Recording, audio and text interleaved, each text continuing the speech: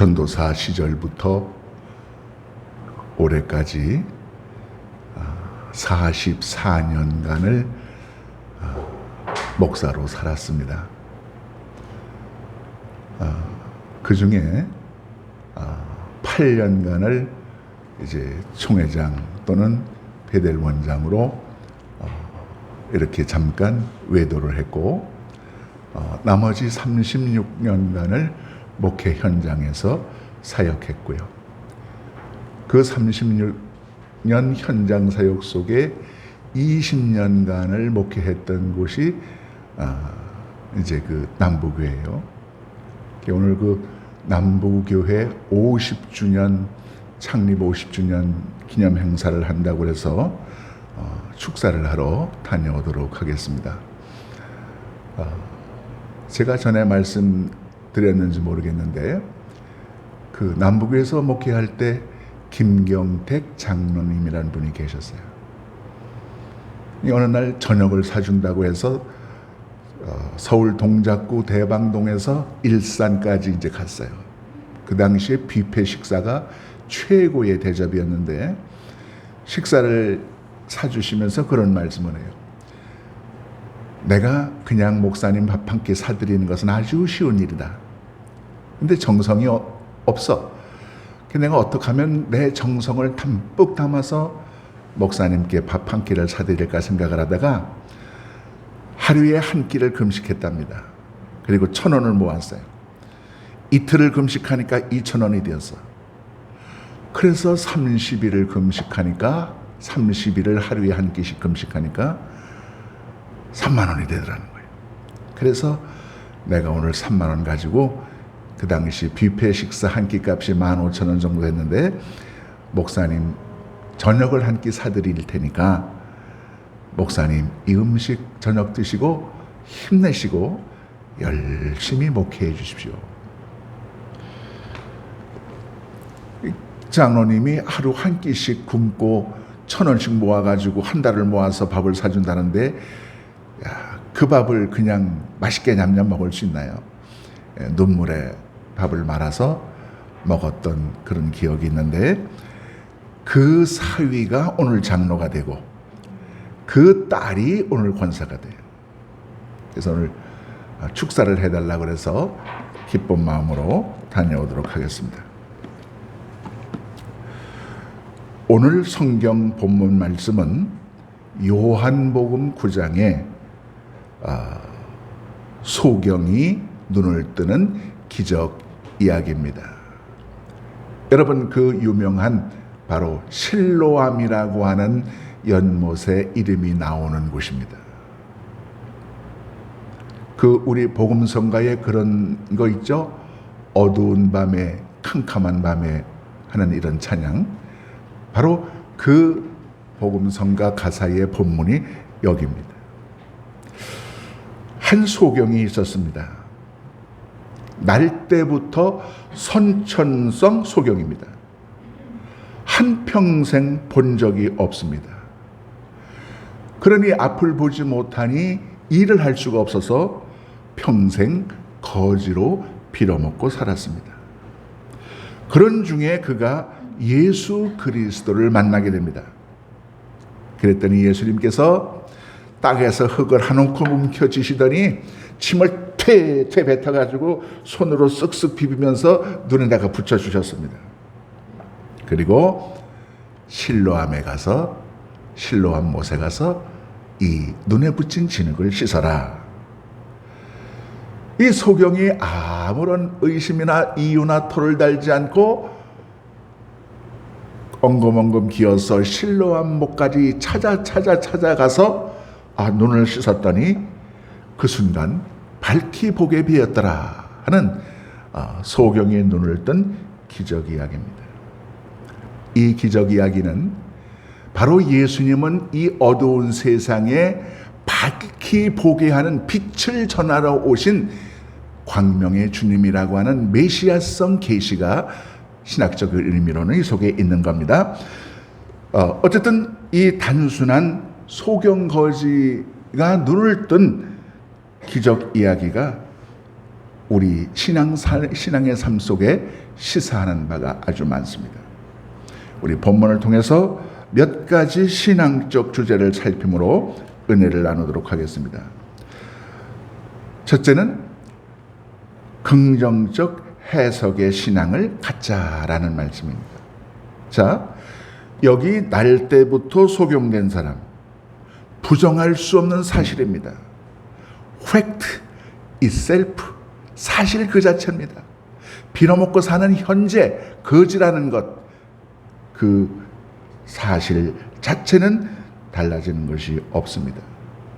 소경이었고 거지였습니다. 아무도 그 현상을 부인할 수 없었습니다. 그런데 이 사람이 소경거지라고 하는 이 현상을 두고 지금 해석을 하는데 제자들의 해석과 예수님의 해석이 다른 거예요. 자, 제자들은 뭐라고 해석을 합니까?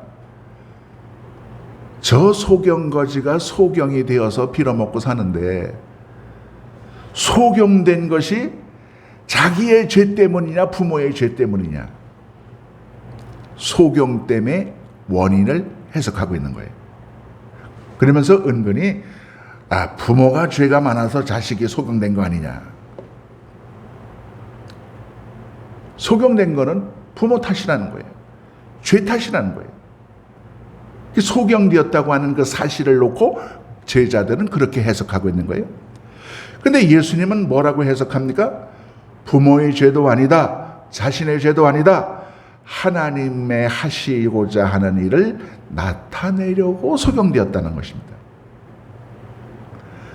소경이라고 하는 나타난 현상은 하나인데 제자들은 부정적 의미에서 부모의 죄를 들추어내려는 해석을 했고 예수님은 긍정적인 차원에서 하나님의 영광을 이 시간 드러내려고 소경이 되었다고 하는 그러한 신앙적 해석을 하시게 됩니다.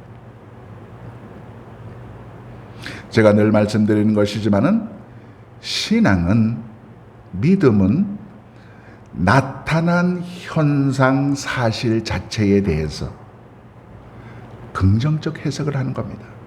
소망적 해석을 하는 겁니다. 현상은 쉽게 바꿀 수 없어요. 그러나 그 해석은 얼마든지 우리 의지대로 바꿀 수 있다는 거예요. 나사로의 죽음 보세요. 죽은 지 나흘이나 되었는데 예수님은 뭐라고 해석을 하십니까? 나사로가 죽은 것이 아니라 잔다. 죽었으면 끝이지만 잔다는 해석 속에는 부활의 소망이 있다는 말씀이거든요. 사도 바울이 로마로 죄수로 잡혀가다가 지중해 그레데 바다 옆에서 유라굴로라고 하는 큰 폭풍을 만납니다. 모든 뱃사람 선원들이 이제는 죽었구나 절망했습니다. 그때 바울은 뭐라고 말합니까? 하나님의 보호하심과 역사하심과 기적을 체험할 순간이다. 뱃사람들은 폭풍우를 보고 다 죽겠다고 해석을 했는데 사도 바울은 하나님의 기적적 역사를 체험할 순간이라고 해석을 하는 겁니다. 여러분, 사실보다 중요한 것이 해석입니다. 제가 못하는 영어지만 그 영어 표현에 그런 말이 있다고 그래요. attitude는 태도예요, 자세요. attitude is more important than the fact. 그 사실을 바라보는 태도는 사실 자체보다 더 중요하다는 얘기예요. 사업에 실패한 사람이 있어요. A는 이 실패를 이렇게 해석합니다. 난 운이 없다. 난 사업 체질이 아닌가 보다. 내 인생은 종쳤다. 그러면 그 해석의 결과는 뭐예요? 자살하는 것밖에 남은 게 뭐 있겠어요? 근데 B라는 사람은 긍정적으로 해석을 해요. 이번에 실패했다. 2번 실패했다. 3번 실패했다. 그렇지만 좋은 경험했다. 수업료가 비싸긴 했지만 많이 배웠다. 다시 일어나야지. 언젠가는 그 사람은 사업에 대성하는 거예요. 여러분, 삶의 순간마다 부닥치는 고통과 어려움의 순간, 그런 역경들을 부정적으로 해석하면 비극적 결론을 초래할 수밖에 없어요. 그런데 긍정적으로, 희망적으로 해석하면 소망적인 결과를 창조할 수가 있는 거예요. 여호수아와 갈렙을 보세요. 10명은 부정적 해석을 했습니다. 그 원주민들에 비하니까 우리는 메뚜기만도 못했습니다. 가면 다 맞아 죽습니다. 출애굽 불가능합니다. 그러나 여호수아와 갈렙만은 긍정적인 해석을 했습니다. 보십시오. 이 포도송이 하나가 우리 두 사람이 메고 정도로 그렇게 젖과 꿀이 흐르는 땅입니다. 하나님이 약속하신 축복의 땅이니 출애굽해서 가나안으로 들어갑시다. 출애굽의 성공은 여호수아 갈렙의 긍정적 해석의 힘이었습니다. 여러분, 오늘 우리의 삶이, 우리의 교회가, 나의 현재가 만족스럽지 못해도 긍정적, 소망적으로 미래적 해석의 신앙을 가져야 합니다. 저는 세길교회에 와서 죽도 못 썼지만 이제 우리 새 목사님 본격적인 사역을 시작하면 큰 영광을 돌리게 될 겁니다. 다른 교회는 앉을 자리가 없어서 그 문제인데 우리는 빈 공간이 많아서 새 교인들이 몰려와도 문제가 없을 정도로 넉넉한 공간을 가지고 있어요. 긍정적인 해석입니다. 둘째로, 원인을 규명해서 책임 소재를 따지기보다는 나타난 사실 속에서 하나님의 섭리를 발견하자는 겁니다. 자, 소경거지 한 사람을 놓고 제자들과 예수님의 시각차가 컸습니다. 제자들의 시각은 뭐예요? 소경 때문에 원인을 추구했습니다. 그 소경 때문에 책임이 누구 잘못이냐는 겁니다. 방법론은 과거에서 원인을 찾깁니다. 결과가 어떻게 납니까? 자기의 죄 아니면 부모가 죄를 져서 소경이 됐다는 거예요. 현재의 원인을 과거에서 찾으면 부정적 해석을 할 수밖에 없습니다. 여러분 보세요. 오늘 힘들고 어려워요. 이 원인을 과거에서 찾아보세요. 그러면 무슨 해석을 할 수 있어요? 조상 탓, 환경 탓, 남의 탓, 나라 탓, 총회 탓. 아무리 조상 탓, 나라 탓, 환경 탓을 해도 남는 거는 속상하고 더 열받는 일밖에 없는. 그런데 예수님은 보세요. 소경 때문에 원인이 아니라 왜 소경이 되었는지 이유를 추구하십니다. 누구의 책임이냐가 아니라 하나님의 섭리를 발견합니다. 미래적인 데서 원인을 찾습니다.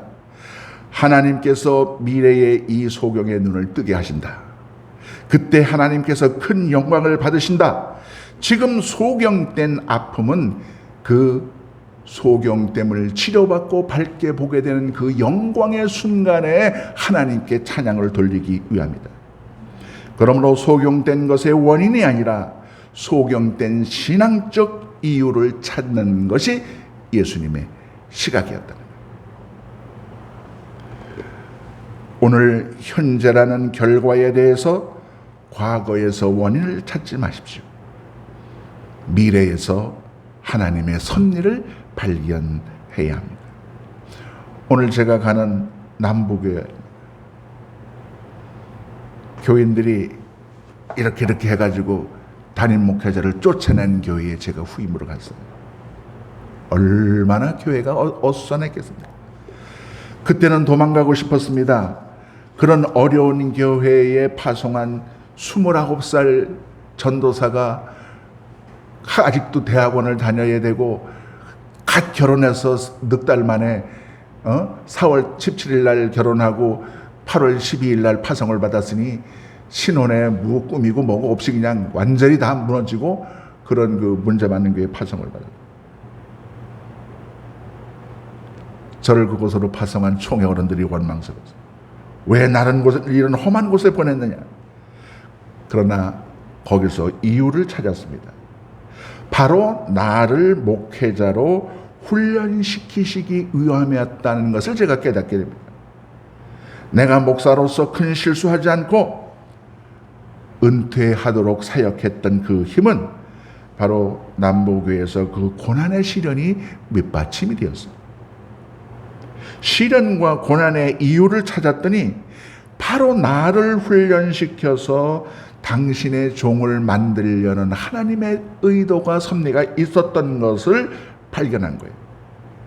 그래서 제가 기도하면서 다시 제단 앞에서 무릎을 꿇고 고난을 피해서 도망가려고 했던 저를 용서해 주십시오.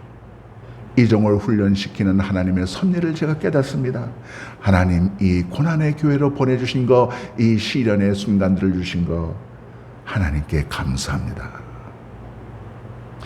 이 못난 종이지만 버리지 않으시고 그래도 훈련시켜서 고난으로 연단시켜서 쓰시려는 하나님의 섭리를 발견케 하심을 감사합니다. 눈물 주르르.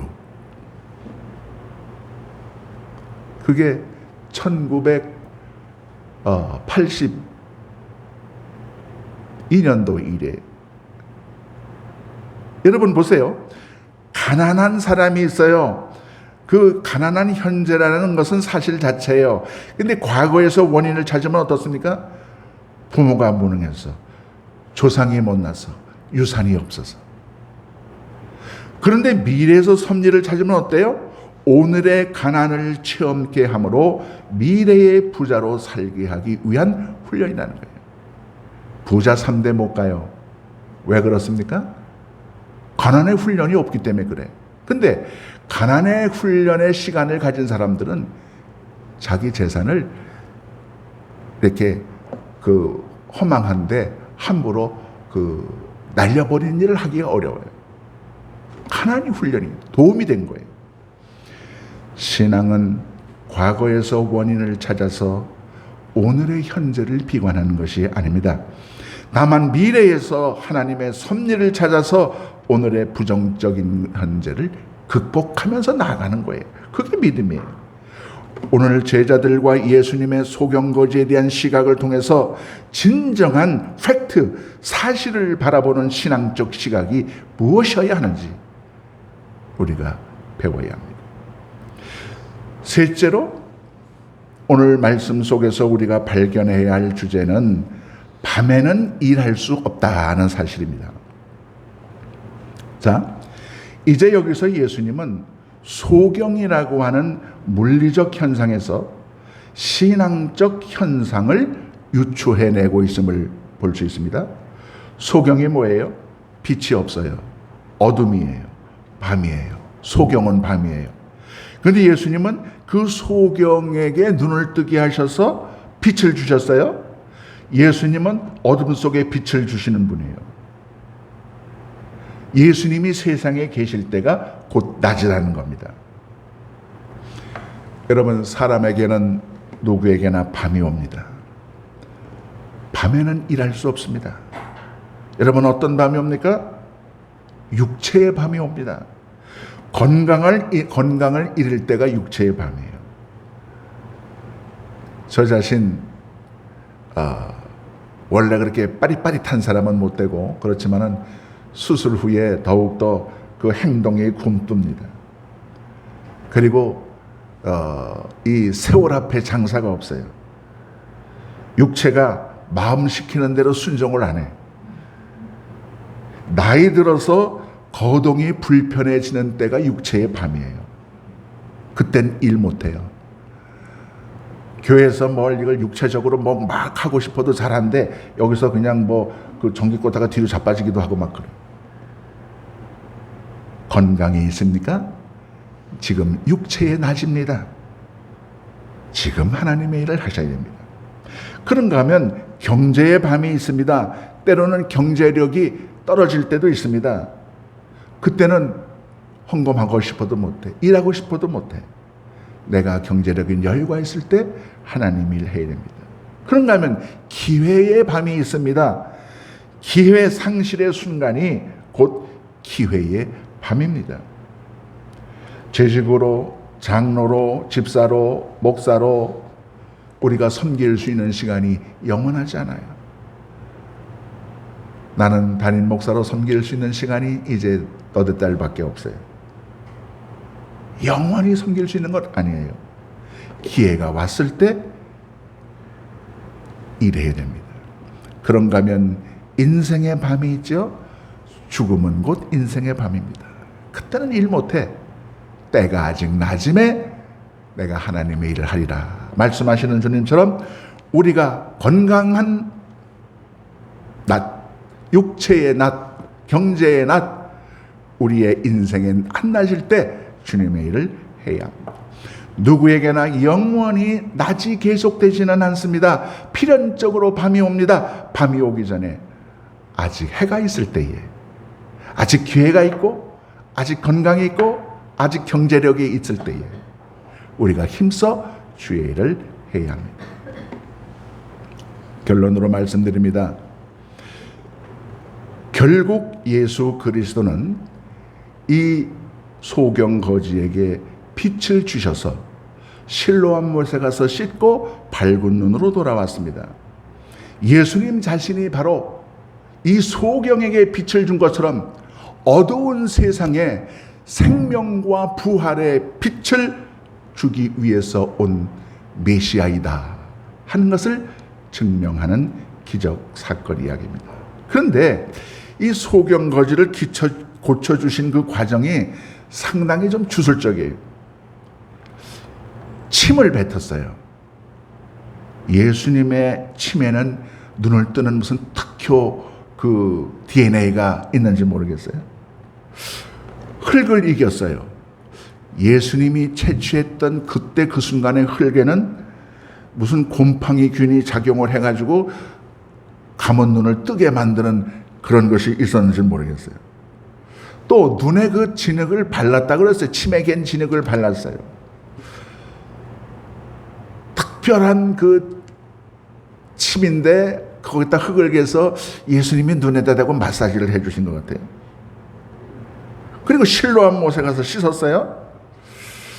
실로암 연못의 물의 성분, 흙의 곰팡이 성분, 예수님의 침이라고 하는 특별한 어떤 화학 성분, 이 세 가지가 뭉쳐가지고 화학 반응을 일으켜서 눈을 뜨게 만들었나? 여기서 과학을 보려고 하면 성서 이해는 실패합니다. 이 흙이라고 하는 것은 무엇입니까? 비이성, 반지성, 비논리, 비합리를 상징하는 겁니다. 그런데 여기 분명한 한 가지 사실이 있어요. 그것은 소경된 사람의 절대적 순종이 있었다는 겁니다. 흙을 개서 침을 발라 눈에 붙이고 물에 가서 씻으라고 하는 이 비이성과 반지성, 불합리, 비논리를 넘어서는 소경거지의 절대적 순종이 있었다는 거예요. 그 순종의 신앙이 오늘 눈을 뜨는 기적의 출발점이었다는 거예요. 여러분, 인간의 완벽한 논리도 하나님의 비논리만은 못해요. 인간의 온전하고도 완전한 이성도 하나님의 비이성만은 못해요. 인간의 완전한 과학적 합리성도 하나님의 비과학적 불완전성만은 못하다는 거예요. 나의 경험과 나의 지식과 이성을 초월하는 순종의 행위가 바로 기적으로 가는 통로임을 배우자는 거예요. 주님께서 말씀하십니다. 진흙을 다 이겨서 눈에 붙인 다음에 가서 씻어라. 그래서 이 소경거지가 실로암으로 기어가서 씻었다. 씻어라 하는 명령과 씻었다라고 하는 행동 그 사이에 아무런 주저함이 없습니다. 망설임도 없습니다. 시차도 없습니다. 왜 그렇게 하느냐는 반론도 없습니다. 더럽게 차라리 아니면 말지 더러운 침을 뱉어 흙을 개서 내 눈에 바르느냐? 그런 조항도 없습니다. 씻으라 했더니 가서 씻었어요. 절대적 순종만 있었어요. 신앙은 나의 합리적 지식을 내려놓고 하나님의 불합리처럼 보이는 말씀을 따르는 겁니다. 신앙은 이익처럼 보이는 나의 계산법을 내려놓고 손해처럼 보이는 하나님의 계산법을 따르는 것이 신앙입니다. 겸손과 순종을 통해서 신앙적 어둠의 눈을 열고 빛 대신 주님을 발견하는 저와 여러분 되시기를 주님의 이름으로 축복합니다. 기도하겠습니다.